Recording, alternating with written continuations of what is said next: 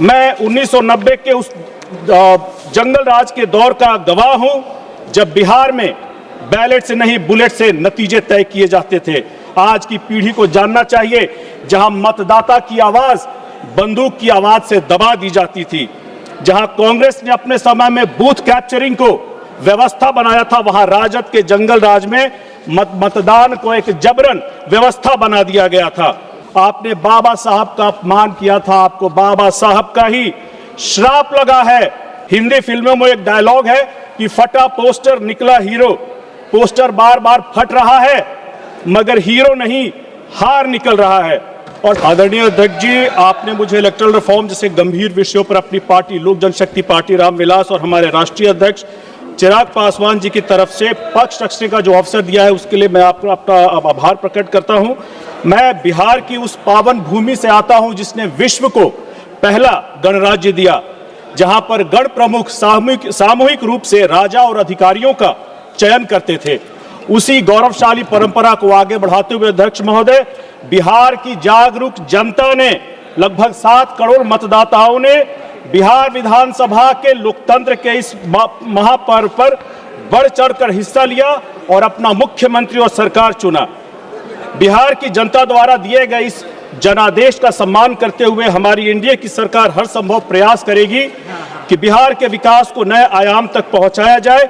एक विकसित बिहार बनाने के निर्माण हेतु हमारा गठबंधन पूरी तरह एकजुट और संकल्प के साथ काम करेगा।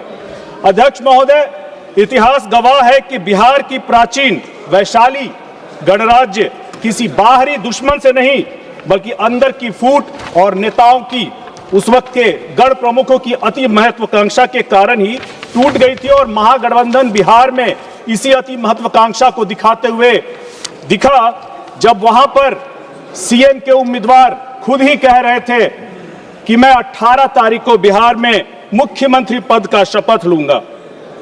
अध्यक्ष महोदय, ये कमाल की बात है कि संविधान के रचयिता डॉक्टर बाबा साहेब अंबेडकर, जिनकी कलम से संविधान निकला, चुनाव का नियम कानून निकला, दलितों पिछड़ों महिलाओं का अधिकार निकला, उन्हीं बाबा साहब के 1952 और 54 में उनका चुनाव नहीं निकला, क्योंकि संविधान बनाने वाले को कांग्रेस के षड्यंत्र के कारण संविधान से सदन से बाहर रखने का षड्यंत्र किया गया, शारीरिक रूप से और तस्वीरों के माध्यम से।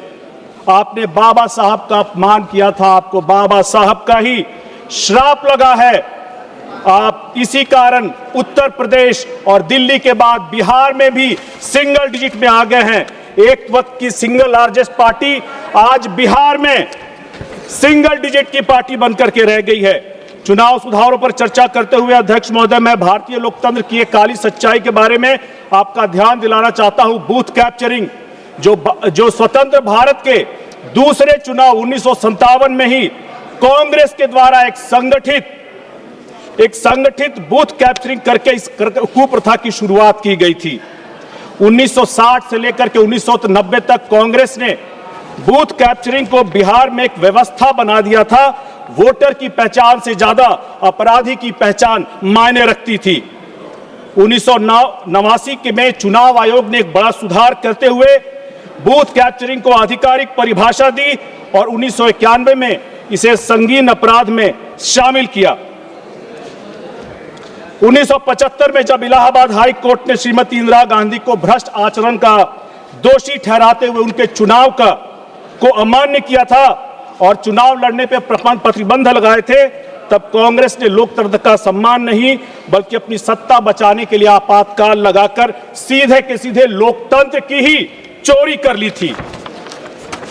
अध्यक्ष महोदय, मैं 1990 के उस जंगल राज के दौर का गवाह हूं, जब बिहार में बैलेट से नहीं बुलेट से नतीजे तय किए जाते थे।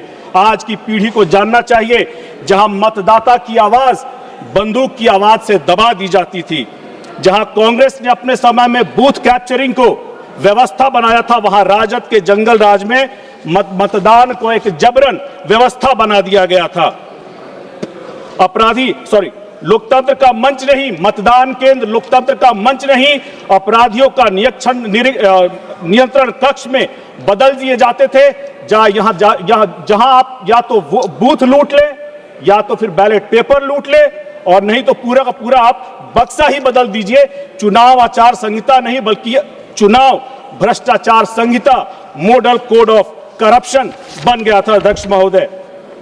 एक बड़ा इन्हीं सब चीजों पर ये करने के लिए एक बड़ा चुनावी सुधार 2004 में ईवीएम के माध्यम से भारत में चुनाव का आधार बना।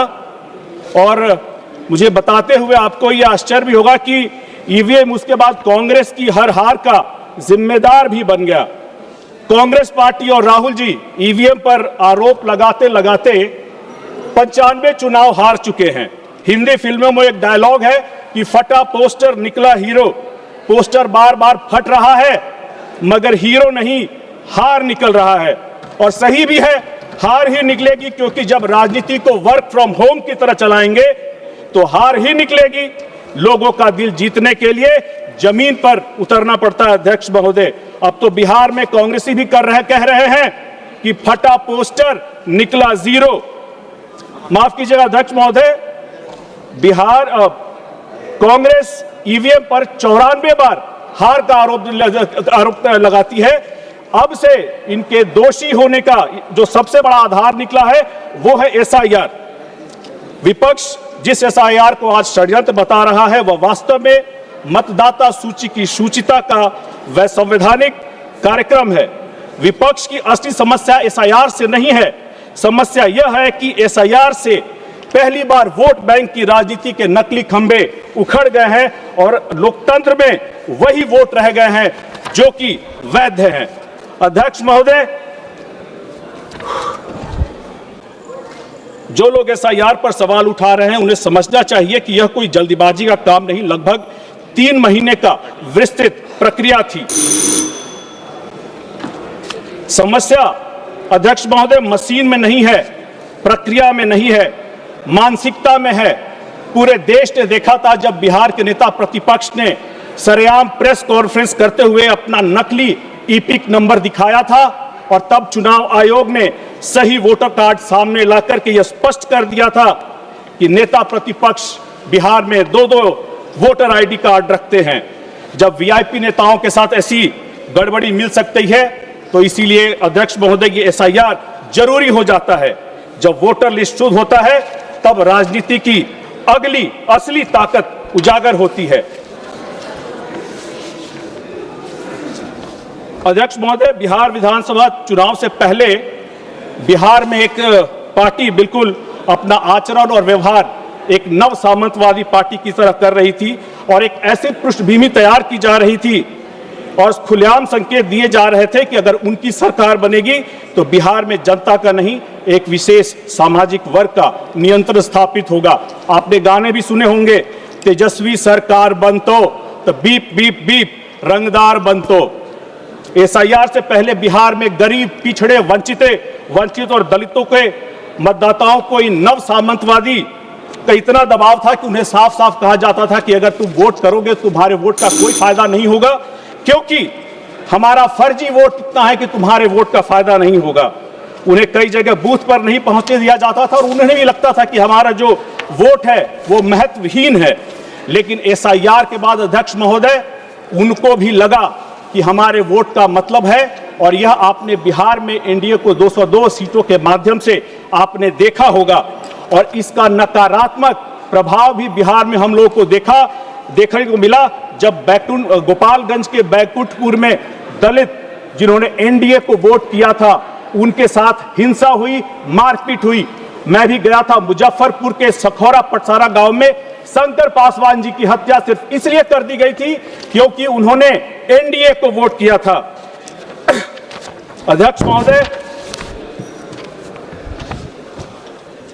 इस देश को और इस सदन को यह स्पष्ट समझना चाहिए, मैं अपनी बात खत्म करूंगा मैम, कि जब हम इलेक्टोरल रिफॉर्म्स की बात करते हैं तो बड़ा सुधार यही है कि वोट देने का अधिकार केवल और केवल वैध और पात्र भारतीय नागरिक का होना चाहिए। यदि मतदाता सूची में अवैध नाम रहेंगे और चुनाव प्रक्रिया विकृत होगी तो लोकतंत्र की असली ताकत, असही मतदाता कमजोर पड़ेगा। चुनाव सुधार, विशेषकर एसआईआर जैसी पहल भारत के लोकतंत्र की रक्षा के लिए अनिवार्य है। मैं इस चुनावी सुधारों और एसआईआर जैसी प्रक्रिया का हमारी पार्टी की तरफ से पूर्ण समर्थन करता हूं और मुझे अपनी बात रखने का आपने अवसर दिया, उसके लिए आपका बहुत बहुत आभार।